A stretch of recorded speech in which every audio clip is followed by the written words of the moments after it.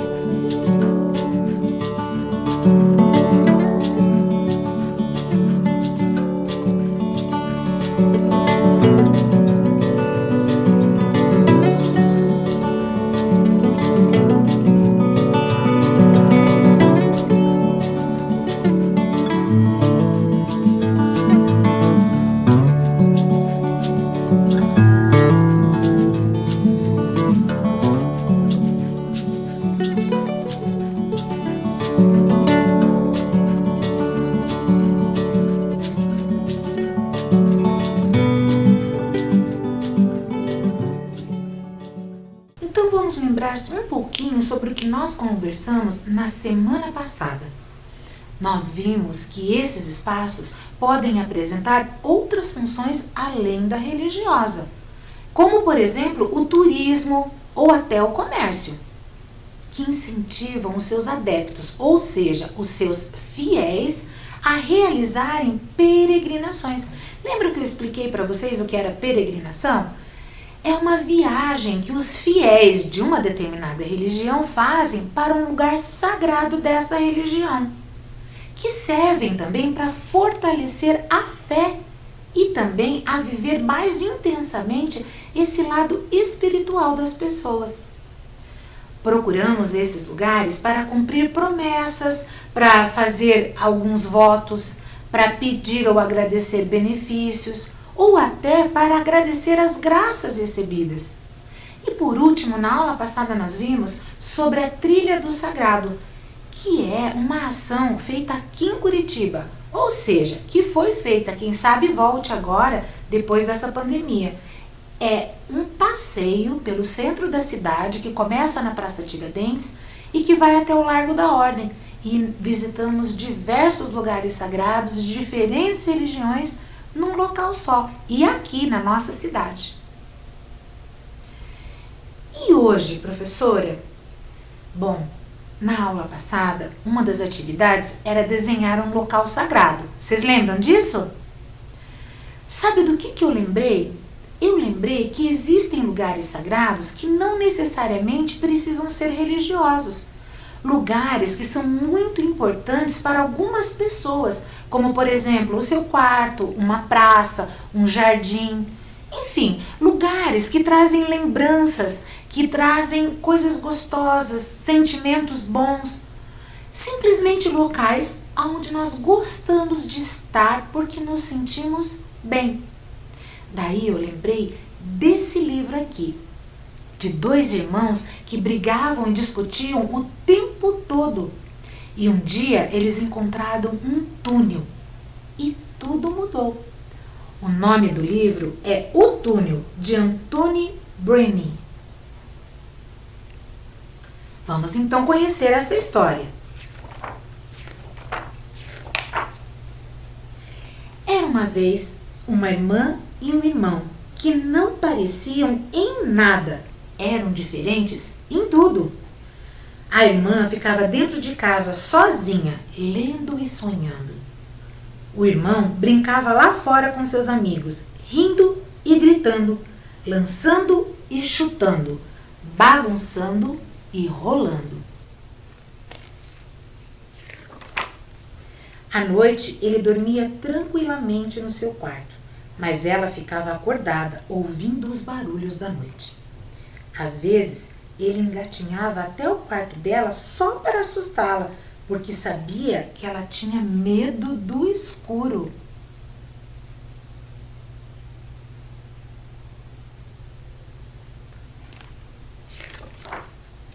Sempre que estavam juntos, eles brigavam e discutiam aos berros o tempo todo. Um dia, a mãe perdeu a paciência. Vão os dois juntos para fora, disse ela, e tentem ser legais um com o outro uma vez na vida.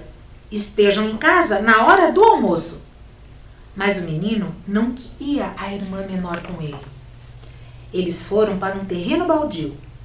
Você tinha que vir? Ele reclamou. Não é minha culpa, ela falou. Eu não queria vir para esse lugar horrível, ele me assusta. Ai, sua bebezinha, disse o irmão. Você tem medo de tudo. E saiu para explorar o local. Ei, vem aqui, ele berrou um pouco depois. E ela foi. Olha, ele falou, um túnel. Vem, vamos ver o que tem lá no fim. Não, você pode ir. Pode ter bruxas, gnomos ou qualquer coisa do outro lado. Deixe de ser medrosinha, disse o irmão. Isso é coisa de criança. Não temos que estar de volta na hora do almoço? Sim, então temos tempo para isso.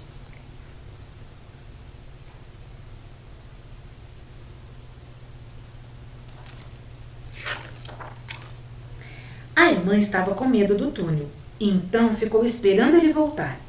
Esperou, esperou, esperou, mas ele não voltou. Ela estava quase chorando. O que podia fazer? Tinha que ir atrás do irmão.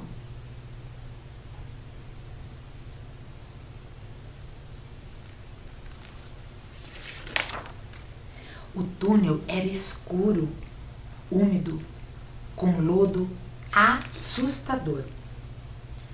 Do outro lado, ela encontrou um bosque tranquilo. Não havia nem sinal do irmão, mas o bosque logo virou uma floresta sombria.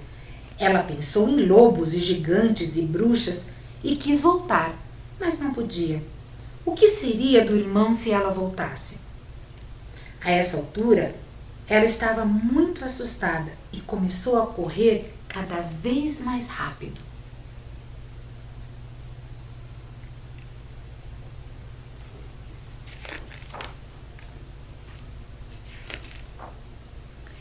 Bem quando viu que não conseguiria correr mais, ela chegou numa clareira. E lá estava um vulto imóvel, como uma pedra. Sabe quem era? Era o seu irmão. Oh não, ela soluçou. Cheguei tarde demais.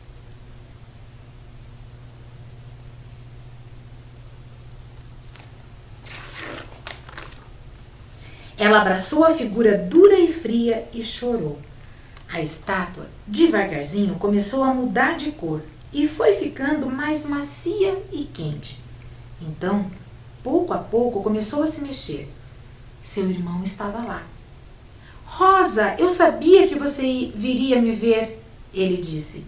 Eles correram de volta pela floresta, pelo bosque, por dentro do túnel e para fora de novo, juntos.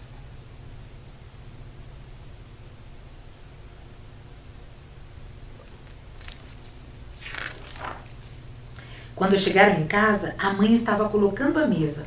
Olá, disse ela. Vocês dois estão muito quietos. Está tudo bem? Rosa sorriu para o irmão e João sorriu de volta.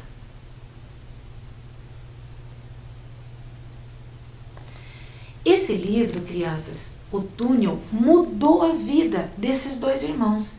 Eles passaram por um momento especial nesse local. E esse local começou a fazer parte da sua vida, que foi um local onde aconteceu algo bom e que eles levariam para o resto da vida. Todos os espaços e territórios que nós vimos até agora, nós aprendemos que são sagrados. Mas o que exatamente significa essa palavra? No dicionário existem vários significados para a palavra, mas eu trouxe para vocês 2 significados. Vejam lá na telinha. Sagrado, relativo a Deus, à religião, ao culto ou aos outros ritos religiosos. Sacro, santo, merecedor de veneração, de respeito, venerável, respeitável. O sagrado, ele pode estar representado por uma pessoa, um objeto, um lugar. Nós vamos estudar sobre diversos lugares sagrados, todos ligados à religião, ligados à divindade. E eles podem ser naturais ou construídos. Hoje nós veremos alguns espaços naturais. O primeiro deles é o Rio Jordão. O Rio Jordão, ele é um local sagrado natural. Por quê? Porque ele é da natureza. Ele é importante, sabe para quem? Para os cristãos, judeus e muçulmanos, porque ele está localizado numa área que é considerada sagrada para essas 3 religiões.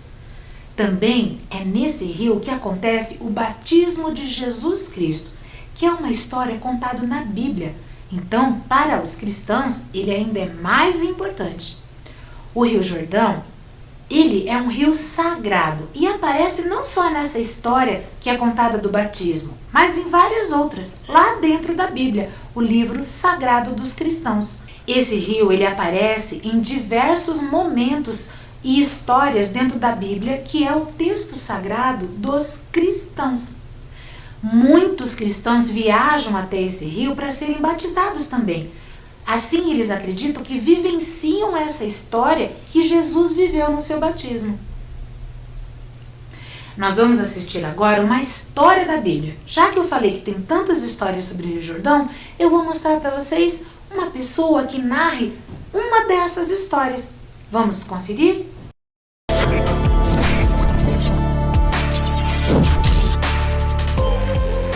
Vamos continuar. Josué, é isso mesmo, quantas preciosidades, hein? Quantas coisas incríveis. Hoje a lição virá de dentro de parênteses. É isso mesmo. Se você observar, aí na sua Bíblia, no verso 15 do capítulo 3 de Josué, haverá um parênteses. E dentro desse parênteses diz assim, porque o Jordão transbordava sobre todas as suas ribanceiras, todos os dias da cega. Ou seja, o Jordão estava cheio. O Jordão estava cheio. Quem gosta de ver um rio transbordando, cheio, sempre, isso aí é sinônimo de perigo, hein? É sinônimo de alagamento. É sinônimo de preocupação. O Jordão estava cheio. Por isso esse parênteses. O Jordão transbordava. Mas era exatamente naquele ponto, no ponto do transbordamento, no ponto da cheia. Aquele ponto havia sido escolhido por Deus, aquele tempo havia sido escolhido por Deus, para que o povo atravessasse o Jordão, para que o milagre fosse extraordinário, para que algo grande pudesse refletir o Deus de Israel. Finalmente, Josué chega com os sacerdotes. Josué chega com o povo à beira do Jordão, cheio, e Deus diz que os sacerdotes coloquem os pés na água, que molhem os pés, ali com a arca da aliança, e algo grande vai acontecer. As águas vão parar lá em cima, haverá uma parede de água, e o povo vai atravessar o Jordão. Chegou a hora, Josué. Que coisa maravilhosa, né? Chega o momento de você atravessar o Jordão cheio, transbordando, chegou. E são tantas as lições aqui. Pararam-se as águas que vinham de cima, levantaram-se num montão muito longe da cidade de Adã, que está da banda de Sartã. E as águas que desciam ao mar nas campinas, que é o mar salgado, faltavam de todo e separaram-se. Então passou o povo de fronte de Jericó. Oh, meu Deus! Os sacerdotes que estavam levando a arca do concerto pararam firmes em seco no meio do Jordão. E todo Israel passou em seco, até que todo o povo acabou de passar o Jordão. O povo cruzou o Jordão. Já estavam do outro lado. Que preciosidade isso, gente. Graças a Deus. Que momento extraordinário. Aí vem uma outra lição muito interessante. E, para ilustrar isso, eu vou colocar um vídeo aqui que gravei um tempo atrás. Aqui mesmo. Aqui em casa, no terreno da mãe, do pai, aqui. E onde trabalhei na minha infância. Eu gravei aqui há um tempo atrás. E eu quero que você acompanhe. É a próxima lição que vem exatamente agora no capítulo 4 de Josué. É a lição de hoje. Acompanhe aí, ó. Quando eu era criança, este era um dos meus lugares preferidos. O rio Trombudo baixava o seu nível e a gente conseguia atravessar o rio e chegar a essa espécie de ilha particular, bem no terreno do meu pai. Eu amava estar aqui entre as pedras, observar o desenho das pedras. E como criança já conhecia algumas histórias da Bíblia e muitas vezes lembrava da história de Josué, os sacerdotes e o povo, quando, por um milagre, o rio Jordão baixou o nível e eles atravessaram o rio, mas bem no meio do rio, Deus diz: Josué, pare tudo o que está fazendo, você vai construir um altar com 12 pedras para que as gerações futuras saibam que eu estive aqui, para que as gerações futuras entendam que eu coloquei a minha mão aqui. fiz um grande milagre aqui. Que coisa tremenda! Isso está na Bíblia como um alerta para você e para mim. Que marco nós estamos deixando na nossa caminhada? Vocês viram que o pastor, ele falou do Rio Jordão como um rio sagrado para os cristãos? Mas ele também falou de um outro rio sagrado para ele, que é um rio que ele frequentava quando ele era criança, que reunia a sua família. Esse é um outro exemplo do que eu já falei para vocês, de um lugar sagrado para ele, independente da religião que ele tem, porque trazem momentos que fazem com que aquele local seja especial para ele. Vamos ver um outro local? Rio Ganges, vocês já ouviram falar? Ele é bem famoso. O Rio Ganges, ele também é chamado de Rio Benares. É um dos rios mais importantes, de um dos lugares mais simbólicos de um país chamado Índia. O Ganges, ele é o rio mais sagrado para os praticantes da religião do hinduísmo. Eles veneram a divindade Shiva e Ganga. E é por esse motivo que o rio é considerado sagrado, é considerado uma divindade. Para eles, ser lavado pelas águas desse rio significa que eles se purificam das suas almas. Sabiam disso? Considerado um rio sagrado, o Ganges está sempre rodeado de pessoas. Essas pessoas buscam sua energia sagrada. Alguns tomam banho, outros molham suas roupas. Alguns molham os seus pés, outros rezam, alguns ficam quietinhos, meditando. Eles acreditam que através desse contato com o rio Ganges, eles se purificam e ficam cada vez mais próximos do sagrado. Então agora nós vamos assistir a um vídeo que mostra esse rio e o que acontece ao seu redor. Prestem bastante atenção no que vocês conseguem ver dentro do rio e ao seu redor, que é muito frequentado pelos fiéis dessa religião.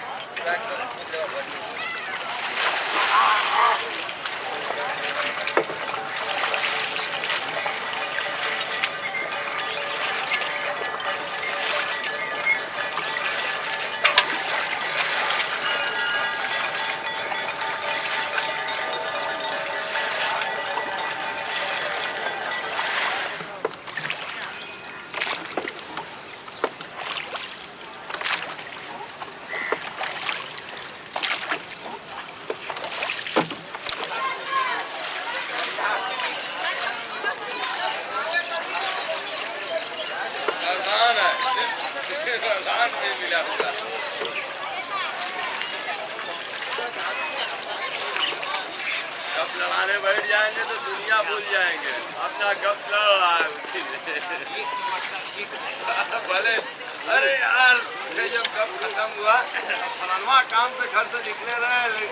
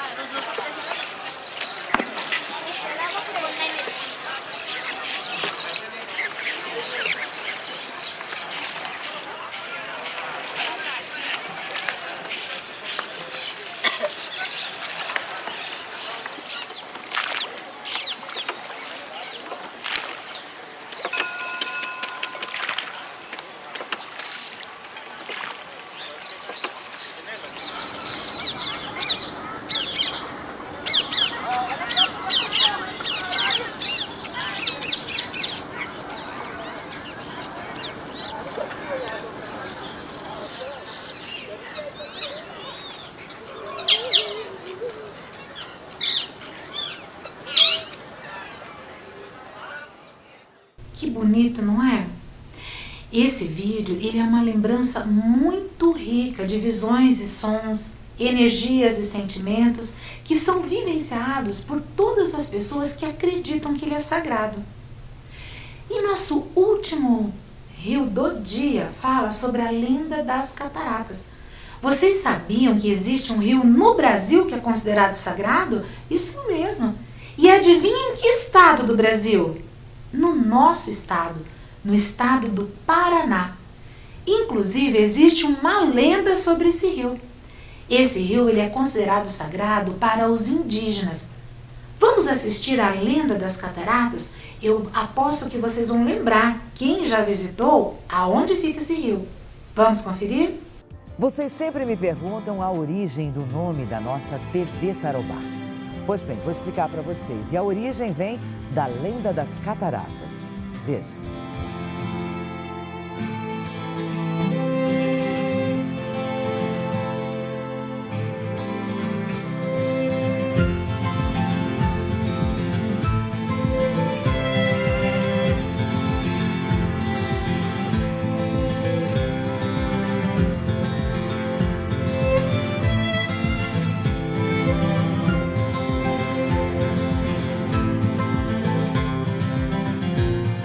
O cenário é o Rio Iguaçu e essa é a lenda das cataratas. Há muitos anos, os habitantes eram os índios caigangues. Eles acreditavam que o mundo era governado por um deus em forma de serpente, chamado Maboi, filho de Tupã. O cacique da tribo tinha uma filha, linda, mas tão linda, que as águas do rio paravam quando a bela Naipi nelas mirava sua beleza.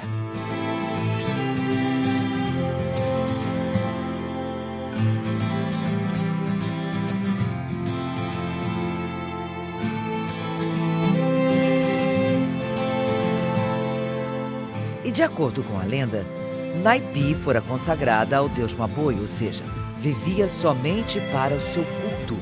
Havia sido prometida a ele.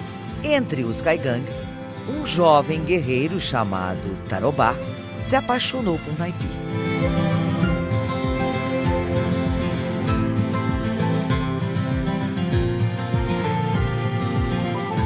No dia da festa que consagraria a bela Índia, enquanto todos dançavam e bebiam, Tarobá aproveitou para fugir com Naipi pelo rio.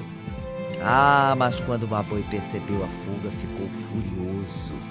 Foi então que, com a força do seu corpo, produziu uma enorme fenda no rio, dando origem, então, a uma gigantesca catarata, hoje Cataratas do Iguaçu.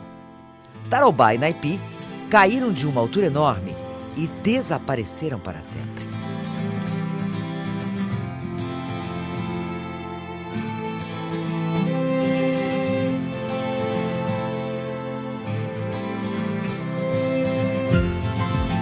Diz a lenda que Naipi foi transformada em uma das rochas centrais das cataratas, onde, para sempre, seria castigada pelas águas revoltas, enquanto Tarobá foi transformado em uma palmeira, à beira do abismo. Debaixo dessa palmeira está a entrada de uma gruta, sob a garganta do diabo, onde o monstro vingativo vigia eternamente as suas vítimas. Essa é a lenda das cataratas.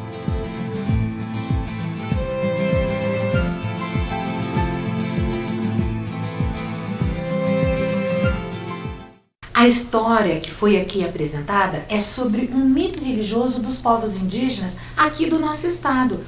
Os indígenas, eles possuem muitos ensinamentos sobre rios, momentos que acontecem dentro desse espaço sagrado para os indígenas. Aliás, para os indígenas, todos os rios são sagrados. E com tanto conhecimento, vamos para a nossa atividade de hoje? Descubra o nome do local sagrado. Agora, nós vamos fazer uma atividade sobre tudo que nós aprendemos sobre os espaços e territórios sagrados naturais que foram apresentados na aula de hoje. Nós vamos fazer um quebra-cabeça, só que ao contrário. O quebra-cabeça já está montado. Eu vou tirar algumas peças e vocês vão tentar descobrir qual é aquele local representado na imagem embaixo das peças que eu não vou tirar. Eu vou dar um tempinho para vocês descobrirem qual é. Vamos lá? Olha lá a primeira imagem. Eu vou tirar uma peça, outra peça, uma terceira peça. Vocês conseguem decifrar qual imagem é essa? Eu vou dar um tempinho para vocês pensarem.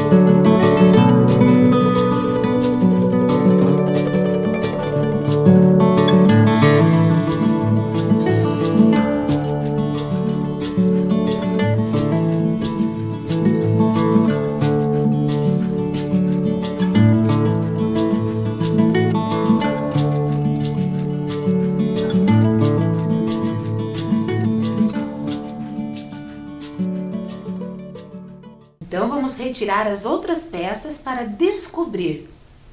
Olha lá, que imagem é essa? Quem falou Rio Ganges acertou. Isso mesmo, o Rio Ganges é o rio mais sagrado para os praticantes da religião do hinduísmo. Vamos para o próximo quebra-cabeça. Vamos tirar uma peça, mais uma. Ih, ficou fácil, hein? Eu aguardo um minutinho para vocês tentarem descobrir.